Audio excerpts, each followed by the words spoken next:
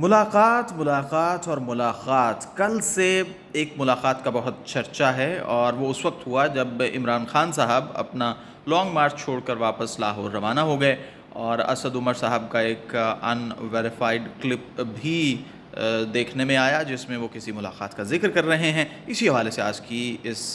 Video میں ہم بات کریں گے۔ آپ سے گزارش ہے کہ چینل سبسکرائب کیجیے۔ آپ کو یہ تو معلوم ہے جناب کہ پاکستان تحریک انصاف کا لانگ مارچ اس وقت رواں دواں ہے اسلام آباد کی جانب، اور مریدکے سے آج اس کا دوبارہ آغاز ہونا ہے اور پھر یہ 4 نومبر کو اسلام آباد پہنچے گا۔ ابھی 2 ہی دن ہوئے تھے، کل شام کو عمران خان جب واپس لاہور روانہ ہوئے تو یہ خبریں گردش کرنے لگ گئیں سوشل میڈیا پر کہ کوئی ملاقات جو ہے وہ ہونے جا رہی ہے۔ پھر ہم نے جو مین اسٹریم میڈیا ہے اس میں بھی ہم نے دیکھا کہ ایسی خبریں چلیں، اور پھر اسد عمر صاحب کا ایک ویڈیو کلپ بھی سامنے آیا۔ تو ایک طرف تو یہ کہا جا رہا ہے کہ جو 2 دن کی ایکٹیویٹی تھی اور جو عمران خان صاحب کا ایک جارحانہ موقف تھا جو انہوں نے اپنی لانگ مارچ کی افتتاحی تقریر کے موقع پر اپنایا، اس کا اثر ہوا اور اب شاید کوئی میڈییشن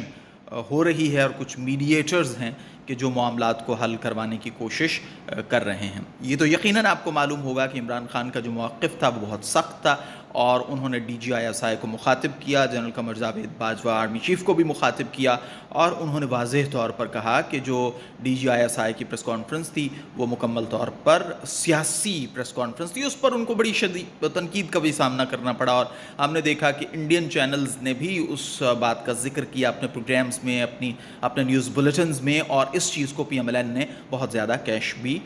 کیا ہے۔ گو کہ ماضی میں نواز شریف صاحب کے ایسے بیانات آتے رہے ہیں جن کا براہ راست تعلق جو ہے وہ پاک بھارت تعلقات سے ہوتا تھا، اور اس میں پاکستان کی بدنامی بھی ہوئی،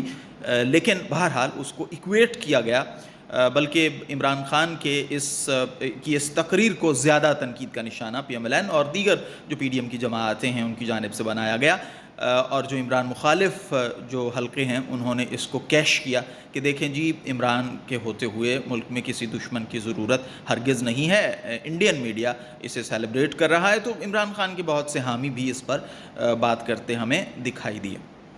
بہرحال 2 دن کا جو پریشر تھا، کیا وہ اتنا تھا کہ اس کے نتیجے میں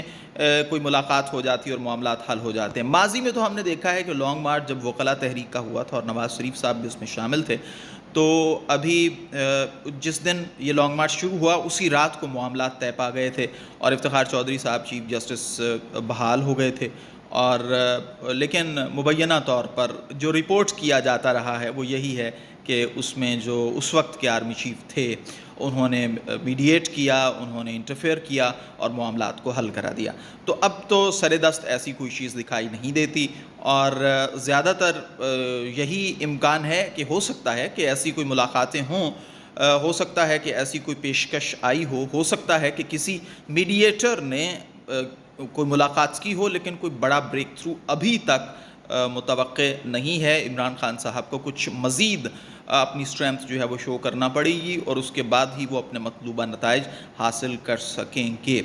دوسری جانب لانگ مارچ کو روکنے کی بھی بھرپور تیاریاں دارالخلافہ اسلام آباد میں ہو چکی ہیں، اور پھر کل آپ نے دیکھا کہ ایک اور آڈیو کلپ بھی سامنے آ گیا۔ تو زیادہ تر جو لوگ ہیں جو ایک غیر جانبدارانہ رائے رکھتے ہیں وہ یہی سمجھتے ہیں کہ اس وقت جو صورتحال بن گئی ہے، اور جتنا ایک پولرائزیشن ہو گئی ہے، اور جتنا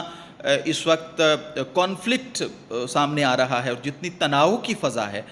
اس کو ڈیفیوز کرنے کے لیے بہتر یہی ہے کہ انتخابات کروا دیے جائیں، یا کم از کم انتخابات کی تاریخ دے دی جائے۔ لیکن دوسرا ایک حلقہ یہ بھی سوچتا ہے کہ عمران خان صاحب نے جو نام لیے ہیں اور جو جارحانہ انداز اپنایا ہے، اب شاید وہ دوبارہ عمران خان کو برسر اقتدار نہ آنے دیں، حالانکہ وہ یہ کہہ چکے ہیں کہ ہم اے پولیٹیکل ہیں۔ تو جناب لانگ مارچ چل رہا ہے،